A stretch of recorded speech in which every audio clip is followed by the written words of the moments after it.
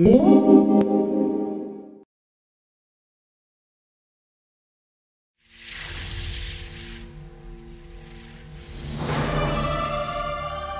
Internet. Hello.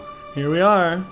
This is the last one. The last profession spotlight. Back again, Crowbar High Five, here to give you the inside scoop on the Necromancer. This can only be the best spotlight ever if it's the last one.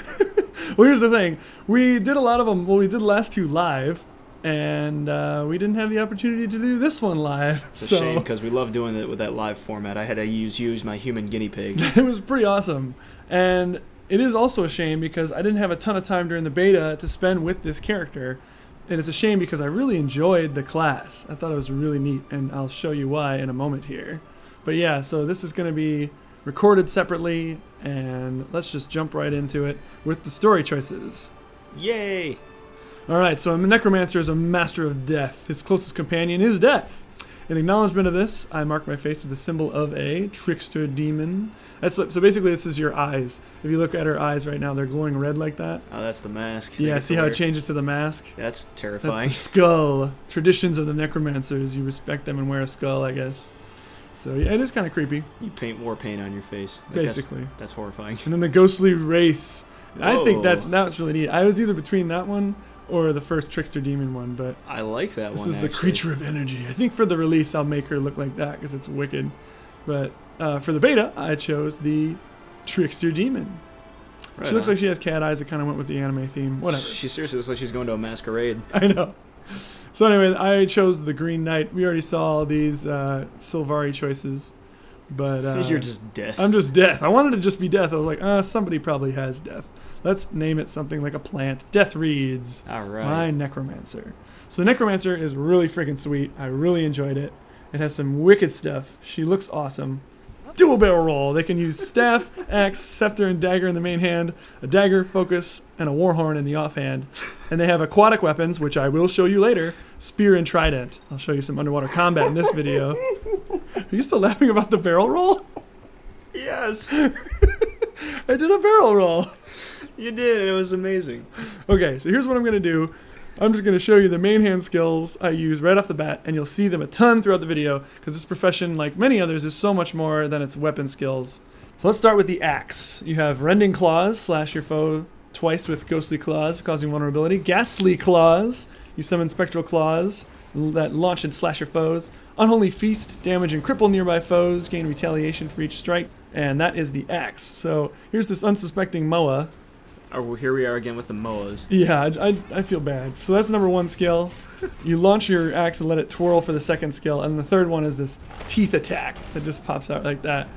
So if I can just add a caster with an axe, that's cool. Pretty sweet. And not only that, but you slash like away from your opponent, it still hits them. Like it's like a distance thing, like you're swiping the air, but you're still cutting them and smashing them. Like with the scepter. Your first attack is the Blood Curse. You bleed your foe. It's one of those things that does 3 different attacks. The Rending Curse is next. You bleed your foe again. Third one is Putrid Curse. You poison it.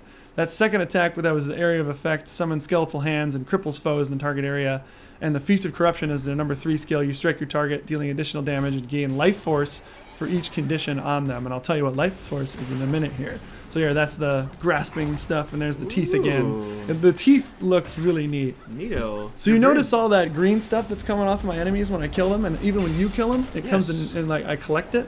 That's like the essence of being a Necromancer. It's the life force, and you can use it in this Death Shroud, which is your F1 skill. It's wicked. That's the Death Shroud. You gain 4 new abilities, and you can switch in and out of it at any time, and you look badass, and you do stuff like this. A Life Blast, which is like a bolt of darkness. A Dark Path, which is like brings you to your enemy. Doom makes the enemies flee in fear, and Life Transfer is you just suck the life from them, and it gives you this life force. Wow. So whenever this life force meter runs out, you're done with being in Death Shroud, and you use skills and kill things that give you that kind of life force. So here's it in action.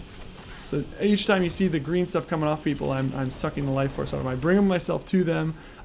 I like see how he's like using the bolts, and then that's the life suck where I'm just draining it from them, and my life force bar is coming back up. So you have your health and then your life force, which the life force replaces health. there until you're out of the Death Shroud. What happened there? You just like went ethereal or something? That's one of my utility skills, Spectral Armor. When you go invisible kind of thing like that, any damage that you take, you still take damage, but it goes into your life force as well. You kind of gain life force. So it charges it quicker. It charges it quicker. That's how that works. So let me show you the Warhorn as an offhand. You get a Wail of Doom, which you screech a Wail of Doom in a cone pattern, dazing foes, and then your Locust Swarm, where you gain swiftness and summon a swarm of locusts that cripple nearby foes. So you just dazed them, and now there's the locusts. There, it's all around me, and then I move faster. And they're attacking somebody else right now, so I'm able to just like look at the range on my axe and stuff like that, though, or my scepter. That's cool. And then here I'm going to drop my number 2 skill again, those hands. So I'm going to show the skills over and over now that you know what they are, just because I didn't really get a chance to show you them piece by piece. So here's actually another Locust Swarm. I'm getting attacked by the Jungle Spider. I'm going to use the Locust Swarm here after I kill him to just run into the distance. Your pet looks like it's just kind of standing there. It's just hanging out. So yeah, this is how fast I move after I loot this guy. This is the Locust Swarm. I'm moving faster. I'm running around. Oh wow! It's your cool. basic speed boon. I gotta say, I think the Necros get the best selection of caster weapons. It's pretty sweet. The caster weapons are wicked, and the things you do with them are pretty awesome as well. So here's another daze with the Warhorn right there, and then just follow it up with some scepter skills. And it's kind of neat. Like I looked at some of the utility skills. Well, here's me in Death Shroud mode, and once again, that life bar right there is it replaces your health. So as I get hit, that life force will take the hit instead of my health. So that's just like it's adding whole nother health bar. A whole nother health bar that you can just like tap into whenever you need to. And it's, as you see F1 there, you can switch in between them whenever you want, even before you run out. So if you want to conserve it, you can use it later, stuff like that. So wow, nice evade. I know, I just barely escaped that. So here's what you really want to see. I'm going to summon up my pets. Oh yeah. I got my Blood Fiend, my Bone Fiend, which is a scorpion-looking thing, and my Shadow. Oh, you can summon all 3 of them at once? Yeah, you can actually have a total of 4, and then 1 more, so actually 5 if you activate your Elite skill. But the ones that you don't see here are the Bone Minion and a Flesh Worm, which you can choose from. Sounds kinky. Yeah, so let's check out the Blood Fiend and exactly what his purpose is, or its purpose, because it's got something special attached to it, my healing skill. So during our Vistas video, I fell a large distance and almost died. So you hit 6 again, the button that summoned the pet, and you kill it, and it gives you health. So you sacrifice your pet in order to keep you alive. And then when it recharges, you can summon it back again. So it's pretty rad. But look at this, you look like a badass with a posse of the dead. You do in fact have a posse. That's awesome. It's pretty sweet. I like that Shadow. Yeah. They each have sweet skills that you can make them use, like in the utility bar right there. Mm-hmm. You can click those again, and they'll do like a special thing, like the Bone Fiend immobilizes itself, but also immobilizes foes. The Shadow like attacks, you know, and it can also haunt, and it's wicked. But then they also do moves like this where they just attack by themselves, so you kind of have a little bit of control over them. I wonder if they're any smarter than the Ranger pets. Yeah, it looked like it because they were doing stuff like that, like the Shadow does the flip, and they just like they're doing some special stuff, and there's a ton of conditions on the enemy right now, just because of all the different pets. Massive amounts of debuffing. It's pretty sweet, and it also gives you enough range to like sit back and use those long range skills that come with like the axe or the scepter. So it's pretty sweet. But look at them, they're all just so happy, just kicking ass. I love it, it's badass. So then, did you see how this other guy got life force too? Anything that dies around you, you get that life force. You don't even have to be actively attacking it. So that guy behind me was a necromancer. So I could just like roll with people and not attack and still get the life force from the dead. That doesn't seem right. It's kind of awesome though. I'm not arguing that, but that's a little off place. I don't know, it's pretty sweet. So I guess that just goes with Guild Wars thing, how like you're all on a big team against the enemies as far as you're doing PvE, you know? Alright. But I know what you want to see next. Underwater combat! Everything's better when it's wetter. So let's start with the Trident. Crimson Tide, bleed your enemies is the first skill. Feast is your next skill. Weaken and damage them. Gain life force from your attacks. Foul Current is you dart at your foe, leaving the poisonous bubbles behind you. Sinking Tomb, entomb your foe, making him sink. Frozen Abyss is you chill your foes around you. So that's the Trident. So let's check this out. I'm going to attack these little golems. So I'm stabbing away. And yes, that one attack with the poisonous bubbles, it does look like underwater farting. So there you go. Yeah, There's that's an what it underwater was. fart right You there. just shit all over the place. I know, just a little bit in the water. As long as it's not in a pool, we're in a pond, we're good. You crapped yourself. That last one was that chill. That chills everybody around you. And eventually I kill them. They're all level 80, so they take a little bit more of a punch to kill them. You're level 82. That's no excuse. Yeah, but I'm leveled up from level 1, so I love that teeth animation. It's like within every necro skill, but that was the feast that gives you life force, so it's pretty wicked. Damn, he's just ticking away. And these guys are just taking the damage. Yeah, that guy on the right got left in my fart. Anyway, here's the spear. You get a cruel strike with your first attack. Your second is your wicked spiral. Spin in place multiple times. That one's awesome. You're like a whirlwind of hurt.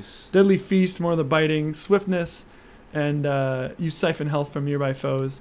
Deadly catch, you whirl around throwing out spears like grappling hooks that pull you in like get over here. And dark spear, pull yourself to a foe and do some freaking sweet damage.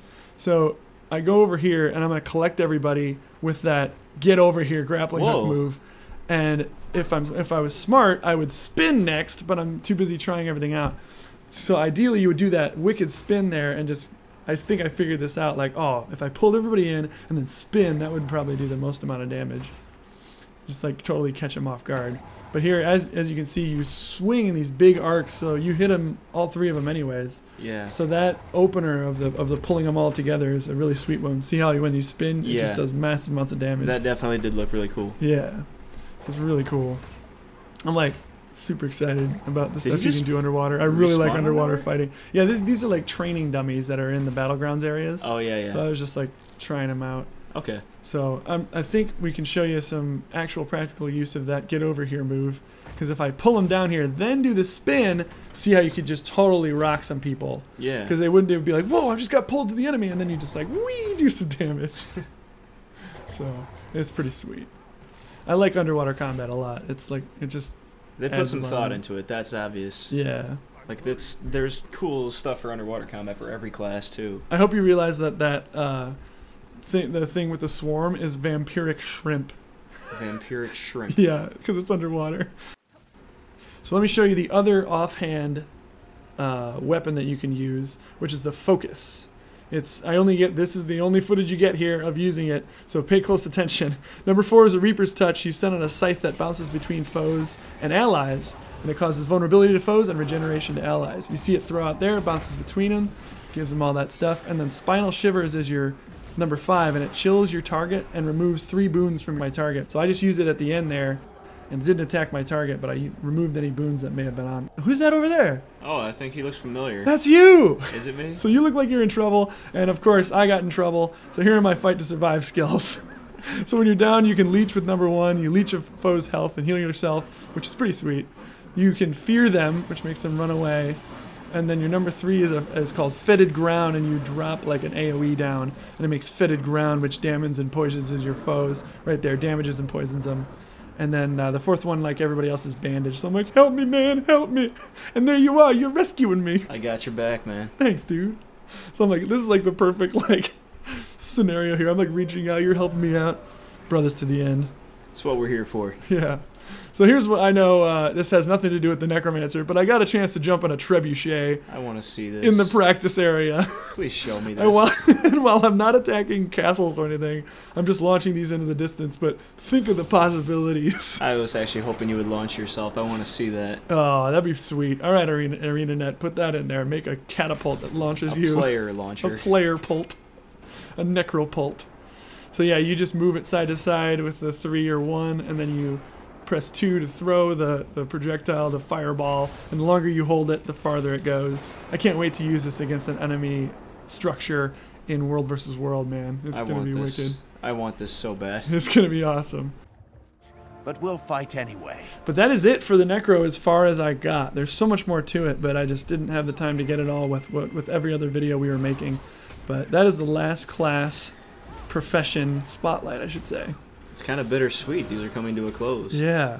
So we're going to just watch me kick ass against the Green Knight, which he comes back to life like 4 times. And yeah, so I don't know. I really liked the Necromancer. I really wish I had more time with it. And this video was especially eclectic this time around, just because we pretty much patched together footage from a bunch of different videos just to show off the Necromancer. But yeah, I think for the future, since these professions, we've only kind of scratched the surface with them as far as like weapon skills and, you know, the basic utility skills. We totally didn't even cover traits or any of that kind of thing. So I think once the game launches, the professions that you and I really like, maybe we can do some in-depth coverage of like what it's all about to be that profession, and maybe the racial benefits to being certain races with professions and stuff like that. Ideally, if all goes well, I'd like to make a couple more videos later on after it's released and when the game's been out for a little bit, when we have time to kind of study our professions and live in the shoes of our characters for a bit. Then we can maybe do some more in-depth videos for you guys. I mean, and you can definitely count on future Guild Wars content. Like, oh yeah, it's definitely going to be a good portion of the channel. Oh yeah, I mean, I really enjoy this game. We both really enjoy this game, so, and that's what this channel's about: playing games that we enjoy and giving them some sweet videos for you guys to watch. But this game rules, and it's just, there's so much to it. So we're not going to stop at the beta. We have a couple more beta videos for you, and then it's into release, man. It's into release. I'm excited. Oh, it's going to be great. So yeah. I already don't have a life. I'm just going to have, you know, nothing. Guild Wars 2, man. You signed. I signed my contract. You signed your contract in all the times you named your character. So. My $60 contract. Yes. So yeah, so that's the Necromancer. Pretty sweet stuff. And we'll see you guys in future videos. Bye-bye. Bye.